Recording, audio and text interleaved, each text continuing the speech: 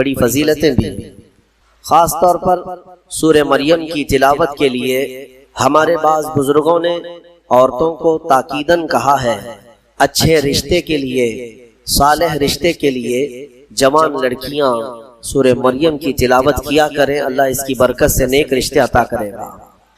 اور خاص طور پر حاملہ عورتیں بچے کی ولادت سے پہلے آسانی وضع کے لیے، ولادت کی آسانی کے لیے سورہ مریم کی تلاوت کیا کریں۔ حضرت بی بی مریم نہایت ہی پاکیزہ خواتین میں ہیں، بلکہ دنیا کی سب سے پاک باز عورتوں میں آپ کا نام آتا ہے۔ آپ کی پرورش بیت المقدس میں ہوئی۔ جب آپ جوانی کو پہنچیں تو جوانی کو جب آپ آئیں تو ایک دن ایسا ہوا کہ جبرائیل امین علیہ السلام تشریف لائے اور یوں کہا کہ میں اللہ کی طرف سے تجھے ایک بیٹا دینے کے لیے آیا ہوں۔ حضرت بی بی مریم نے پکار کر کہا مجھے بیٹا کیسے ہو سکتا ہے؟ انا یکون لی غلام ولم یمسسنی بشر ولم اکو بغیا، مجھے کیسے بچہ ہو سکتا ہے؟ آج تک مجھے کسی انسان نے چھوا بھی نہیں، کسی انسان نے مجھے، یعنی بلوغیت کے بعد کسی اجنبی مرد نے مجھے چھوا تک نہیں، ولم اکو بغیا، اور نہ ہی میں کوئی برے عادتوں والی عورت ہوں، تو مجھے بیٹا کیسے ہو سکتا ہے؟ تو جبرائیل امین نے کہا کہ میں تیرے رب کی طرف سے قاصد بن کر کے آیا ہوں، اور تیرا رب یہی چاہتا ہے کہ بغیر کسی انسان کے چھوئے تجھے اللہ ایک بیٹا عطا کرے۔ قال كذلك قال ربك هو علی ہین، اور حضرت جبرائیل نے کہا کہ مریم یہ تمہارے رب کے لیے کوئی مشکل مسئلہ نہیں ہے، جو رب تعالی بغیر ماں اور بغیر باپ کے آدم کو پیدا کر سکتا ہو، وہ صرف بغیر باپ کے ایک عیسیٰ کو کیوں نہیں پیدا کر سکتا؟ تو انہوں نے ایک پھونک ماری جبرائیل امین نے، فنفخت من روحی، نہیں یہاں پر آیت ہے حضرت جبرائیل علیہ السلام نے ان کو پیغام سنایا کہ اللہ تعالیٰ کی طرف سے تمہیں ایک بیٹا ہوگا، اور ان پر ایک پھونک ماری اور حضرت بی بی مریم حاملہ ہو گئی۔ اسی لیے عیسیٰ علیہ السلام کا ایک لقب ہے، ان کو روح اللہ کہا جاتا ہے۔ روح اللہ کہا جاتا ہے کیوں؟ اللہ کی روح نہیں، یہ اللہ تبارک و تعالیٰ کے امر سے، حکم سے، صرف پھونک سے آپ پیدا ہوئے، صرف ایک پھونک سے۔ بی بی مریم جب حاملہ ہو گئیں اب وہ گھبرانے لگیں، یہ تو پتہ ہے جی حضرت بی بی مریم کو معلوم ہے، ان کے رب کو معلوم ہے، لیکن دنیا کیا کہے گی؟ کیا لوگ ایسے ہی مان لیں گے؟ لیکن سارے لوگ حضرت بی بی مریم کی طہارت کو تو مانتے تھے، ان کی پاکیزگی کا سب لوگ اقرار کرتے تھے، لیکن جب آپ حاملہ ہو گئیں تو پھر اللہ تبارک و تعالیٰ کا حکم ہوا آپ کو کہ آپ آبادی سے یہ نکل جائیں، یہاں سے دور نکل جائیں، اور کھجوروں کا ایک باغیچہ ہے اس میں وہ چلی گئیں جب ولادت کا وقت قریب آیا، اور اللہ تبارک و تعالیٰ نے انہیں وہاں جانے کا حکم دیا۔ اب وہاں جب وہ پہنچی تو درد کی شدت تھی آپ کو بھی، اور حضرت بی بی مریم نے درد ذہن میں جو الفاظ کہے وہ بھی قرآن میں آیا ہے، فناداها من تحتها اللہ تحزنی قد جعل ربک تحتک سریا، وہ پکارنے لگی اور یہ کہتی تھی یا لیتنی مت قبل هذا وکنت نسیا منسیا، اے کاش میں اس سے پہلے مر گئی ہوتی۔ یہ درد جو ہوتا ہے نا بچے کی ولادت سے پہلے، یہ بہت شدید ہوتا ہے، اور عورتوں کو اسی کا اجر بھی دیا جاتا ہے۔ اگر بچے کی ولادت کے دوران کسی عورت کا انتقال ہو گیا تو اسے شہید کا مقام دیا جاتا ہے، وہ شہادت ہے، اس کی شہادت کا مقام ہے۔ درد ذہ کو، یہ جو ولادت کا درد ہوتا ہے عورتوں کو، بعض حکماں نے کہا ہے، کچھ حکیموں نے، کہ روح نکلنے کے وقت 40 ایسی بڑی ہڈیاں ہیں جس سے روح نکل جاتی ہے تو موت آ جاتی، 40 ہڈیوں سے جب روح نکل جائے تو موت آتی ہے۔ بچے کی ولادت کے وقت عورت کی 39 ہڈیوں سے روح نکل چکی ہوتی ہے۔ اب اس سے اندازہ کریں کہ وہ موت کے منہ میں قریب جا کر واپس آتی ہے۔ ایک بچے کو جنم دینا دنیا میں، یہ اللہ تبارک و تعالیٰ ہی ان عورتوں کو صبر دیتا ہے، اور وہ درد اور وہ تکلیف کو برداشت کرنے کی اللہ تبارک و تعالیٰ ہی انہیں طاقت عطا کرتا ہے، ورنہ اس درد کو سہنا ہر ایک کا کام نہیں ہے۔ بہرحال حضرت بی بی مریم نے اس درد کی شدت میں جو پکارا وہ قرآن میں آیا ہے، قرآن میں۔ اسی لیے تو حدیث پاک میں بھی ملتا ہے کہ سوال ہوا میرے آقا صلی اللہ تعالیٰ علیہ وسلم سے کہ میں یا رسول اللہ اپنی بوڑھی ماں کو اپنے کندھے پر بٹھا کر حج کرا چکا ہوں، خانہ کعبہ کے ساتھ طواف اور گرم زمین جس میں ننگے پیر میرے تلووں میں آبلے پڑ گئے، تو کیا میں نے اپنی ماں کا حق ادا کر دیا؟ حضور پاک صلی اللہ تعالیٰ علیہ وسلم کا جواب سنو. ان سے فرمایا کہ تم نے اپنے کندھے پر اپنی بوڑھی ماں کو بٹھا کر حج کرایا، طواف کعبہ کروایا، تم اس کے حق کی بات کرتے ہو. جب تم اپنی ماں کے پیٹ میں تھے ایک جھٹکا تم نے جو لگایا تھا اس کا بھی حق نہیں ادا ہوا، کیونکہ بچہ جب گھومتا ہے پیٹ کے اندر ماں کے، ہر گھومنے کے وقت، ہر چکر کے وقت اس کا ایک الگ درد ہوتا ہے. 9 مہینے وہ بچوں کو اٹھاتی ہے. میرے عزیزو، اگر تمہارے پیٹ میں کھانا زیادہ ہو جائے تو پیٹ بھاری پڑ جاتا ہے اور آپ چل پھر نہیں پاتے، جلدی سے آپ سکون کی جگہ ڈھونڈتے ہیں کہ میں پیٹ خالی کر لوں یا ہلکا کر. اور اس عورت کو، ماں کو اللہ نے 9 مہینے تک تمہارا بوجھ دیا اور وہ اٹھائے گھومتی رہتی، پھرتی رہتی. سیدہ بی بی مریم نے ولادت کے وقت یہ فرمایا. اس کے بعد رب تعالیٰ کی طرف سے یہ ان کو ندا آئی کیا کہ جب وہ وہاں قریب لیٹی تھی ایک پتھر پر اور ان کے قریب میں ہی ایک کھجور کا درخت تھا، رب تعالیٰ نے فرمایا وَهُزِّي إِلَيْكِ بِجِذْعِ النَّخْلَةِ تُسَاقِطْ عَلَيْكِ رُطَبًا جَنِيًّا. مریم اس درخت کو پکڑ کر کے ہلاؤ، تم پر پکی تازی کھجوریں گریں گی. تو ولادت کا وقت ہے ان کا، عیسیٰ علیہ السلام کی پیدائش کا، اور حضرت بی بی مریم کو کھجور کا درخت ہلانے کا حکم ہو. انہوں نے ہلایا تو پکی کھجوریں ان پر گری. رب تعالیٰ نے فرمایا فَكُلِي وَاشْرَبِي وَقَرِّي عَيْنًا، مریم کھا اور پی لے اور اپنی آنکھوں کو ٹھنڈی کر لے. مفسرین فرماتے ہیں درد زہ کے وقت اگر کسی عورت کو کھجور دیا جائے تو یہ قرآن پاک کے نسخے کے اعتبار سے اللہ تعالیٰ اس کے درد میں آسانی عطا فرماتا ہے، کیونکہ حکیم مطلق رب ذوالجلال نے حکم دیا بی بی مریم کو کہ کھجور کھاؤ، پکی کھجوریں تم پر گریں گی.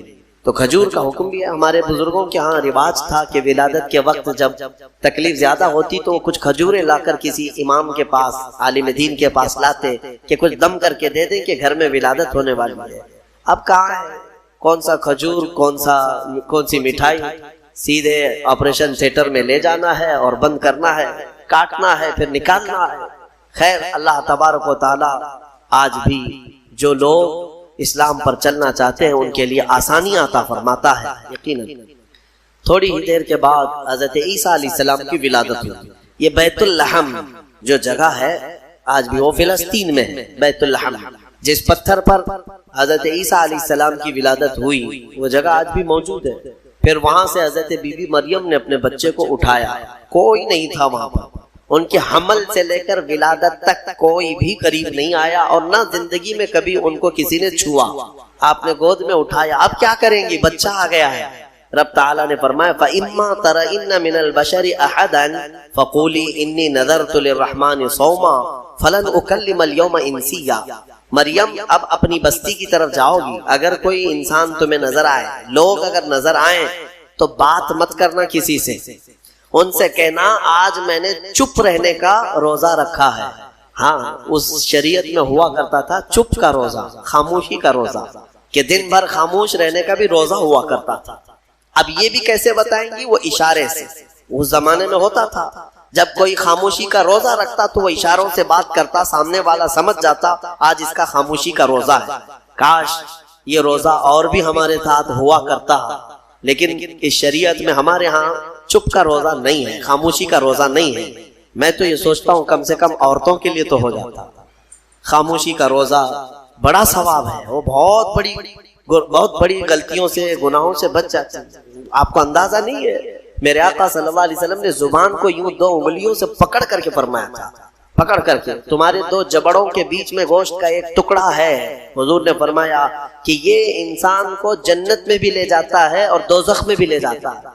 ہاں، اور پھر ایک حدیث پاک ہے، حضور فرماتے ہیں 2 جبڑوں کے بیچ میں ایک گوشت کا ٹکڑا زبان، 2 رانوں کے بیچ میں ایک گوشت کا ٹکڑا شرمگاہ. جس نے ان 2 چیزوں کی حفاظت کی ذمہ داری لے لی، میرے آقا فرماتے میں اسے جنت میں لے جانے کی ضمانت دیتا ہوں، جنت میں لے جانے کی ضمانت دیتا ہوں.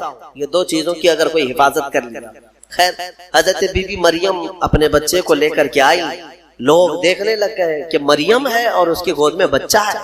تو ظاہر سی بات ہے قوم کا جو رویہ ہوتا ہے سیدھے پکار کر کہنے لگے یا اخت ہارون ما کان ابوک امرأ سوء وما کانت امک بغیہ، اے مریم یہ کیا کر لیا تو نے؟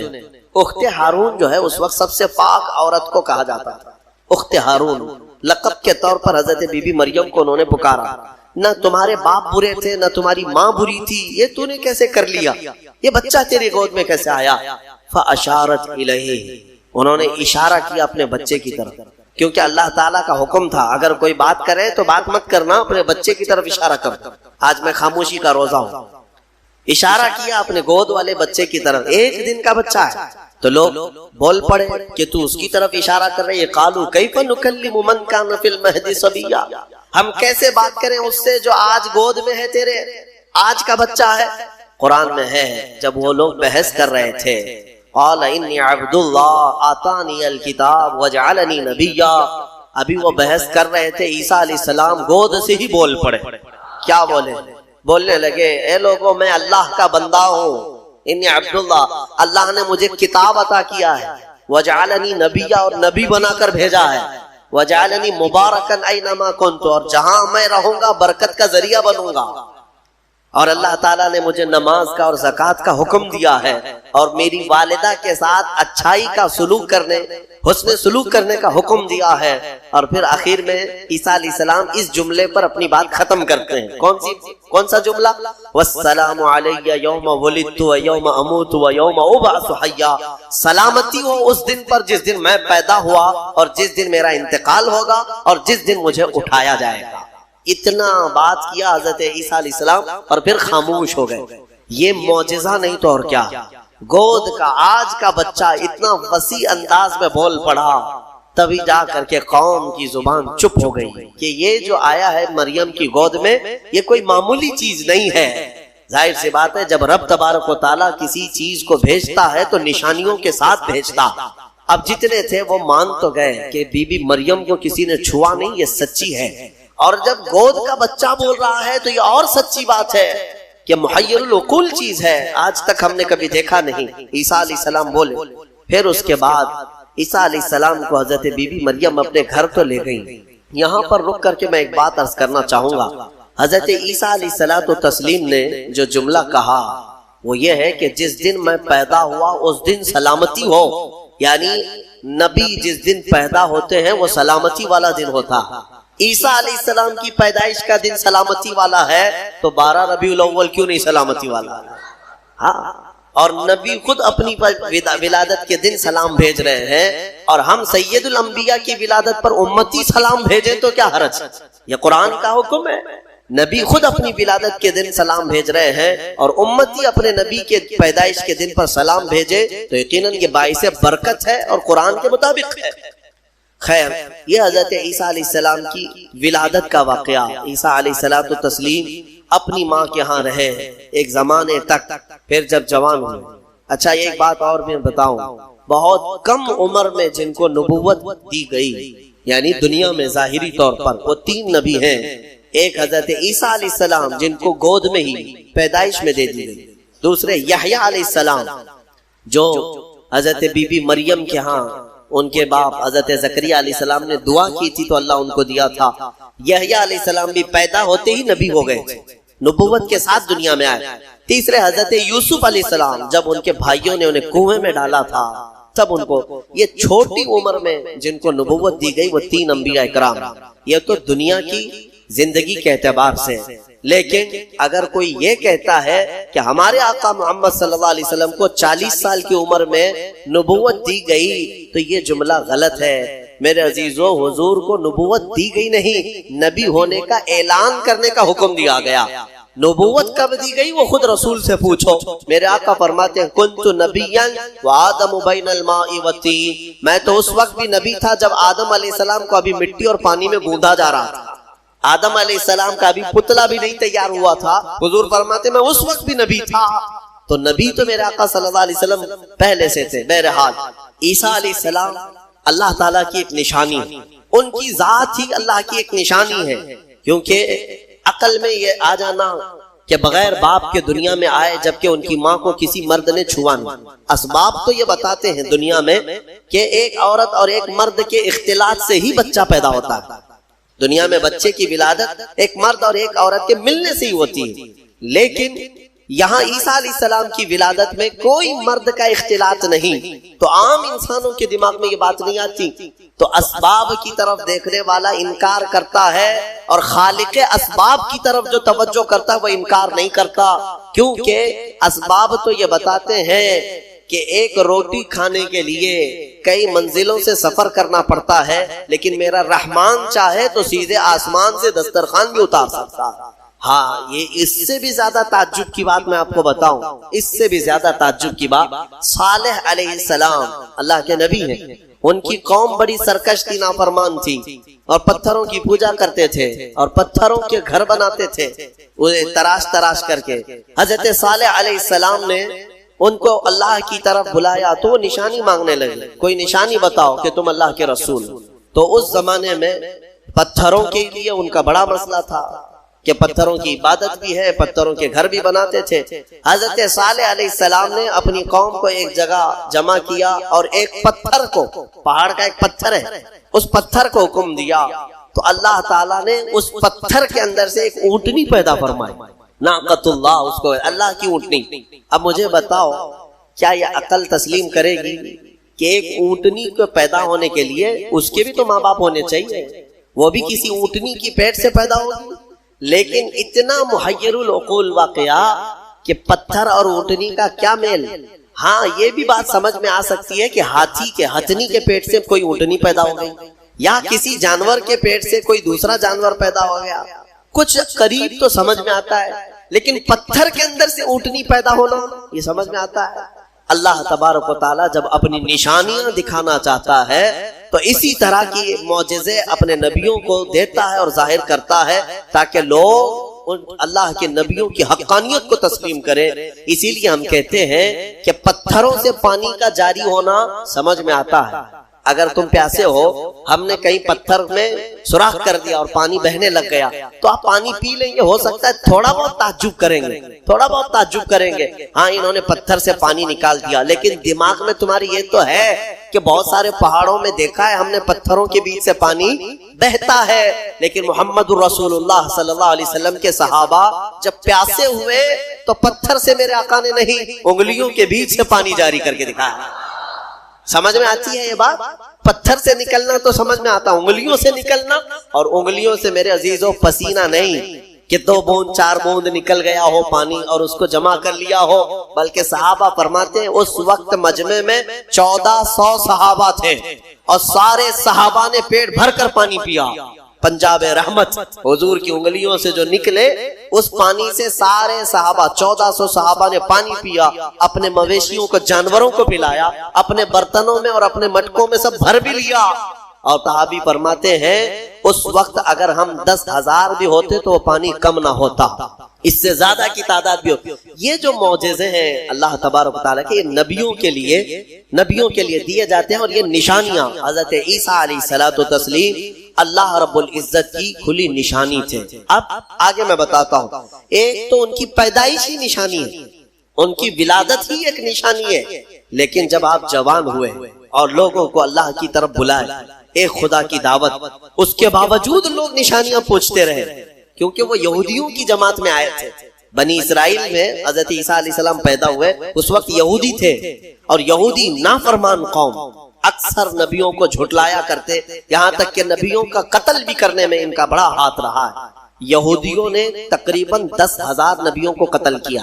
ہاں، ہم اللہ کے نبیوں، قرآن صاف کہتا ہے وَيَقْتُلُونَ النَّبِيِّينَ بِغَيْرِ حَقٍّ وَيَقْتُلُونَ الْأَنْبِيَاءَ بِغَيْرِ حَقٍّ، ناحق یہ نبیوں کو قتل کیا کرتے تھے یہ یہودی، کیونکہ ان کی طبیعت کا اگر مسئلہ نہیں ملتا تو نبی کو مار دیتے، ان کو اپنی طبیعت کا مسئلہ چاہیے ہوتا، شریعت ان کو ویسی چاہیے جیسا وہ چاہے۔ انبیاء کرام علیہ السلام کوئی کمپرومائز کرنے کے لیے نہیں آتے، وہ حق کے داعی ہوتے ہیں، حق کے داعی ہوتے ہیں۔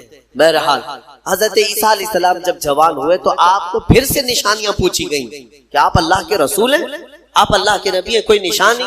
اب اللہ تعالیٰ نے آلریڈی ان کی ولادت ایک نشانی ہے، پھر ان کو معجزے عطا کیے. کون کون سے معجزے؟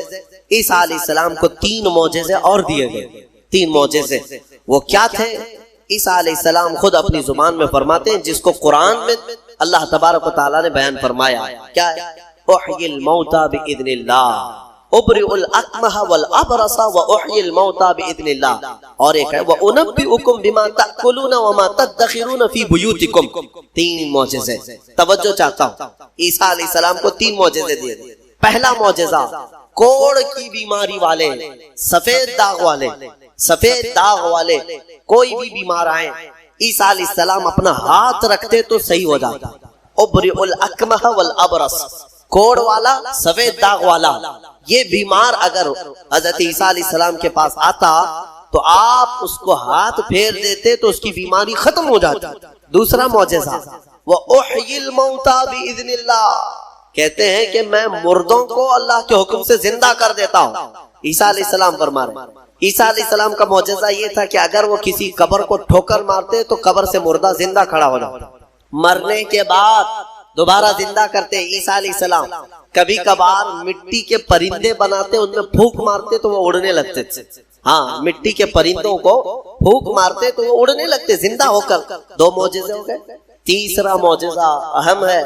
عیسیٰ علیہ السلام فرماتے ہیں وَأُنَبِّئُكُم بِمَا تَأْكُلُونَ وَمَا تَدَّخِرُونَ فِي بُيُوتِكُم، تم اپنے گھروں میں بیٹھ کر جو کچھ بھی کھاتے ہو اور جمع کرتے ہو، عیسیٰ علیہ السلام فرماتے میں یہیں بیٹھ کر کے سب بتا دیتا ہوں، ساری چیزوں کی میں خبر دیتا ہوں. عیسیٰ علیہ السلام کا معجزہ یہ تھا کہ تم اپنے گھروں میں جو کھاتے ہو، جمع کرتے ہو، سب کی خبر عیسیٰ علیہ السلام کو ہے. یہ ظالم نادان جو میرے نبی کے علم غیب کا انکار کرتے، قرآن پڑھا بھی ہے کہ نہیں پڑھا؟ عیسیٰ علیہ السلام جو بنی اسرائیل کے نبی ہیں، جو بعد میں حضور کی امت میں آئیں گے آسمانوں سے، اور آئیں گے حضور کی امت، حضور پاک صلی اللہ تعالیٰ علیہ وسلم کی امت میں رہیں گے. اب اندازہ کرو، انہیں اللہ تعالیٰ نے اتنا علم غیب دیا تو کیا میرے رسول کو غیب کا علم نہیں ہوگا؟ ہمارا تو عقیدہ یہی ہے، ہمارا موقف یہی ہے. میرے آقا مدینے میں ہو کر ہماری مسجد کا بھی ملاحظہ فرما رہے ہیں. ہاں، وہ پوری دنیا کو ایسے دیکھتے ہیں جیسے اپنے ہتھیلی کو دیکھتے ہیں. خود میرے آقا نے فرمایا، مسلم شریف کی حدیث ہے، اللہ کے حبیب فرماتے ہیں ان اللہ زوى لی الارض، اللہ نے پوری روئے زمین کو میرے لیے سمیٹ دیا ہے اور میں پوری روئے زمین کو ایسے دیکھتا ہوں جیسے ہتھیلی کو دیکھتا ہوں. 3 معجزے ہیں عیسیٰ علیہ السلام کی، یاد رکھیے گا. اب میرا سوال بھی سن لیجیے توجہ کے ساتھ. ایک ہے وہ کوڑ کی بیماری اور برس کی، سفید داغ کی بیماری والے کو ہاتھ رکھتے تو کیا ہو جاتا؟ صحیح ہو جاتا. حاضر ہے آپ کا دماغ؟ بہت اہم چیز. دوسری چیز ہے مرے ہوئے آدمی کو ٹھوکر مار کر زندہ کر دیتے. چلے 2 ہی پر ہم بات کرتے ہیں. یہ بیماریوں سے شفا دینا کس کا کام ہے؟ عقیدہ تو یہی ہے نا، اللہ کا کام ہے. پھر سوال تو یہاں ان لوگوں کے لیے بھی بن پڑتا ہے جب ہم اپنے مصطفیٰ کے لیے کہتے ہیں یا رسول اللہ شافی و نافی ہو تم، وافی و کافی ہو تم، درد کو کر دو دوا، تم پہ کروڑوں درود. ارے یہ بریلوی شرک کر رہا ہے. رسول کو کہہ رہا ہے شافی ہیں، رسول کو کہہ رہا ہے کافی ہیں. رسول شفا دیں گے؟ جب ہم درود تاج میں پڑھتے ہیں دافع البلاء والوباء والقحط والمرض والالم، ہمارے رسول بلاؤں کو دفع کرنے والے، وباؤں کو دفع کرنے والے، درد کو دور کرنے والے، ہر کرب سے آزاد کرنے والے. ہم پڑھتے ہیں درود میں تو اس پر کچھ لوگوں کا پیٹ درد ہوتا ہے اور کہتے ہیں کیسے تم رسول کو کہہ رہے ہو کہ وہ بیماریوں سے دور کرنے والے ہیں، وہ کیسے دور کر سکتے ہیں؟ ان سے میرا سوال یہ، قرآن کی کوئی آیت پڑھا بھی ہے یا نہیں؟ عیسیٰ علیہ السلام خود کہہ رہے ہیں کوڑ کی بیماری اور برس کی بیماری والے کو میں ہاتھ رکھ دوں تو صحیح ہو جاتا ہے. عیسیٰ علیہ السلام ہاتھ رکھ دیں تو صحیح ہو جاتا ہے. اچھا، اس سے بھی بڑی چیز زندگی دینا اللہ کا کام، موت دینا اللہ کا کام، یہ اللہ تبارک و تعالیٰ کی قدرت میں ہے. اور مرنے کے بعد دوبارہ اٹھانا یہ تو اور بڑی بات ہے، یہ اللہ کی قدرت میں ہے. اور وہ کام عیسیٰ علیہ السلام کہہ رہے ہیں کہ میں مردوں کو زندہ کرتا ہوں. میرے عزیزو، اب یہ شرک نہیں ہوا؟ عیسیٰ علیہ السلام کے بارے میں اگر کوئی عقیدہ رکھے گا کہ وہ مردوں کو زندہ کرتے تھے تو شرک ہو جائے گا. کچھ لوگوں کے فتوے کے حساب سے تو شرک ہے، کیونکہ وہ رسول کے واقعات کو نہیں مانتے. غوث پاک نے اگر کسی مردے کو زندہ کیا تو کہتے ہیں یہ جھوٹی کہانیاں ہیں. ہاں یہ کیسے ہو سکتا ہے، یہ صرف اور صرف اللہ رب العزت کا کام۔ پھر قرآن جو عیسیٰ علیہ السلام کے بارے میں بتا رہا ہے، کیا عیسیٰ خدا ہے؟ عیسیٰ علیہ السلام خدا ہے؟ یہاں ایک نقطہ سمجھ کر کے چلو، اللہ رب العزت یقیناً قادر مطلق ہے، رزاق وہی ہے، خالق وہی ہے، شافی وہی ہے، لیکن اگر وہ اپنی طاقت کسی محبوب رسول یا نبی کو شفا دینے کی طاقت دے دے، دوبارہ زندہ کرنے کی طاقت دے دے، یا بیماریوں سے دور کرنے کی طاقت دے دے، تو اس میں کسی کے پیٹ درد ہونے کی ضرورت نہیں، مولا جسے جو چاہے وہ مقام عطا فرمائے۔ یہ شرک بھی نہیں ہے، اللہ جسے جو چاہے وہ عطا فرمائے۔ اسی لیے ہمارا موقف یہ ہے الحمدللہ کہ ہم مانتے ہیں کہ رسول پاک صلی اللہ تعالی علیہ وسلم بیماریوں کو دور کرتے تھے، لیکن ہم انہیں خدا نہیں مانتے۔ جیسے عیسیٰ علیہ السلام اللہ کی عطا سے بیماروں کو شفا کرتے تھے، میرے مصطفیٰ بھی اللہ کی عطا سے بیماروں کو شفا کرتے ہیں، اور اسی لیے ہم مانگتے بھی ہیں میرے آقا کی بارگاہ میں، ہمیں بزرگوں نے سکھایا۔ بلکہ ایک حدیث بھی میں آپ کو بتا دوں، ایک صحابی آئے اور ان کے بھائی کا پیٹ درد کر رہا تھا، بہت تکلیف تھی، حضور کے پاس آئے، کہا یا رسول اللہ میرے بھائی کا پیٹ بہت درد کر رہا ہے۔ ڈاکٹر نہیں تھا کیا مدینے میں؟ کوئی طبیب نہیں تھا؟ وہ صحابی حضور کے پاس کیوں آئے؟ اس لیے کہ صحابہ کو معلوم تھا کہ یہ شفا خانہ ہے، یہاں سے جو حکم ہوگا اس میں شفا ہے۔ حضور اکرم صلی اللہ تعالی علیہ وسلم نے فرمایا جاؤ اپنے بھائی کو شہد چٹاؤ، اسقیہ عسلا، اسے شہد چٹاؤ۔ وہ گئے، شہد چٹایا تو جلاب لگ گئے، یعنی بہت زیادہ لوز موشن شروع ہو گئے۔ وہ دوسرے دن بھاگے بھاگے آئے، کہا میں نے تو کل شہد چٹایا لیکن وہ زیادہ اس کا درد بڑھ گیا اور موشن شروع ہو گئے، یعنی جلاب ہو گئے، دست آ رہے۔ تو حضور پاک صلی اللہ علیہ وسلم نے دوسرے دن پھر کیا دوا فرمائی؟ کہا اسقیہ عسلا، جاؤ اس کو پھر شہد چٹاؤ، پھر سے شہد چٹاؤ۔ ایک دوا سے اگر فائدہ نہ ہو تو آپ پھینک دیں گے۔ اور وہ صحابی دوسرے دن پھر گئے، اپنے بھائی کو کہا آج پھر شہد کھاؤ، پھر انہوں نے شہد کھایا تو آج تو ایسا ہوا کہ ان کا بستر خراب ہو گیا، اٹھنے بیٹھنے کی طاقت نہیں تھی، اتنے زیادہ دست ہونے لگے۔ شہد جیسی کھا رہے بڑھتا جا رہا ہے، بڑھتا جا رہا ہے۔ تو کوئی آ کے یہ تو کہہ سکتا تھا کہ ریئیکشن ہو رہا ہے، دوا بدل دیں۔ تیسرے دن آئے وہ صحابی، کہا یا رسول اللہ اب تو اور حالت بری ہو گئی، بہت زیادہ تکلیف میں ہے۔ تیسرے دن میرے آقا صلی اللہ علیہ وسلم نے فرمایا جا اپنے بھائی کو شہد چٹا۔ تیسرے دن بھی اس صحابی نے کہا یا رسول اللہ شہد چٹاؤں؟ کہا ہاں، تیرے بھائی کا پیٹ جھوٹ بول رہا ہے، اللہ کا نبی سچ بول رہا۔ وہ گئے، تیسرے دن شہد چٹایا۔ تیسرے دن جب شہد چٹایا تو نہ جلاب ہے نہ درد ہے، بلکہ پہلے سے بہتر صحت و تندرستی پہلے سے بہتر ہے۔ وہ آئے، میرے عزیزوں کہنا یہ تھا کہ حضور پاک صلی اللہ تعالی علیہ وسلم نے پھر ارشاد فرمایا کہ تمہارے بھائی کو شہد کی جو تجویز کی گئی تھی وہ اللہ تبارک و تعالیٰ کے حکم سے ہے کہ شہد میں اللہ نے شفا رکھا ہے۔ اب وہ گڑبڑ کیوں ہو رہی تھی؟ ایک بار چٹانے کے بعد دودھ اور گڑبڑ۔ شیطان اس طرح سے کرواتا ہے تاکہ تمہارا عقیدہ رسول کی بات پر نہ رہے، اور اگر تم جمے رہ گئے اسی بات پر تو شفا تو اللہ ہی کی طرف سے آئے گی۔ بسا اوقات ایسا ہوتا ہے کہ کچھ لوگ ہم سے آ کر کے کہتے ہیں کہ حضرت کوئی وظیفہ دے دیجئے، وظیفہ دیے، جو کام تھا وہ بھی چھوٹ گیا، آپ نے جو دیا اس سے ریئیکشن ہو گیا۔ اکثر لوگوں کو ایسا لگتا ہے ہمارے پاس وظیفہ لیتے ہیں، تعویذ لیتے ہیں، 2 دن کے بعد پھر بولتے ہیں کہ حضرت ابھی تک کچھ ہوا نہیں ہے، تو کیا ہمارے پاس موسیٰ علیہ السلام کی چھڑی ہے کہ ابھی ماریں گے تمہاری دکان کھل جائے گی، بازار میں تمہارا انبار لگ جائے گا؟ صبر بھی تو کوئی چیز ہے۔ آپ جن چیزوں کو تجویز کیا جاتا ہے علماء ربانیین کی طرف سے، احادیث کے ذریعے سے، اس پر صبر ہوگا، اللہ تبارک و تعالیٰ تمہیں آزمائے گا، اور اگر تم کھرے اتر گئے تو انشاءاللہ ساری برکتیں تمہیں اللہ عطا فرمائے گا۔ ایک چیز دوسری، ایک صحابی آئی حضور کے پاس، ان کا بیٹا گونگا تھا، بولتا نہیں تھا، 8 سال کا یا 9 سال کا بچہ تھا، پیدائشی، بولتا نہیں۔ حضور کے پاس لائی اور کہا کہ حضور یہ میرا بچہ بولتا نہیں ہے، اسے کچھ فرما دیں، بولنے کی طاقت دینا اللہ کا کام ہے۔ وہ صحابیہ حضور کے پاس کیوں آئی؟ شرک کرنے آئی تھی؟ نعوذ باللہ من ذالک۔ صحابہ کا عقیدہ یہی تھا، بخدا خدا کا یہی ہے در، جو بریلی کے امام نے ہمیں سکھایا ہے، بخدا خدا کا یہی ہے در، نہیں اور کوئی مفر مکر، جو وہاں سے ہو یہی آ کے ہو، جو یہاں نہیں تو وہاں نہیں۔ ہاں وہ آئی اور حضور کے پاس لے آئی حضور پاک صلی اللہ تعالی علیہ وسلم نے ان کو اس بچے کو کیا دعا دی، کیا دوا دی، کیا وظیفہ دیا؟ کچھ نہیں، سامنے بٹھایا، بچہ سامنے آیا، رسول کریم صلی اللہ تعالی علیہ وسلم نے اس بچے کا نام لے کر کے کہا کہ قل من انا، اے بچے بول میں کون ہوں؟ سوال حضور نے فرمایا، وہ گونگا پیدائشی بول پڑا، اشہد انک محمد رسول اللہ، میں گواہی دیتا ہوں کہ آپ محمد اللہ کے رسول ہیں، مجھے بتاؤ۔ اسی لیے ہمارے امام اعلیٰ حضرت فاضل بریلوی رضی اللہ تعالیٰ عنہ نے فرمایا ہے، آنکھ عطا کیجئے اس میں ضیاء دیجئے، جلوہ قریب آ گیا تم پہ کروڑوں درود۔ ہم مانتے حضور کی بارگاہ میں ہیں تو یہ صحابہ کا ہی عقیدہ ہے۔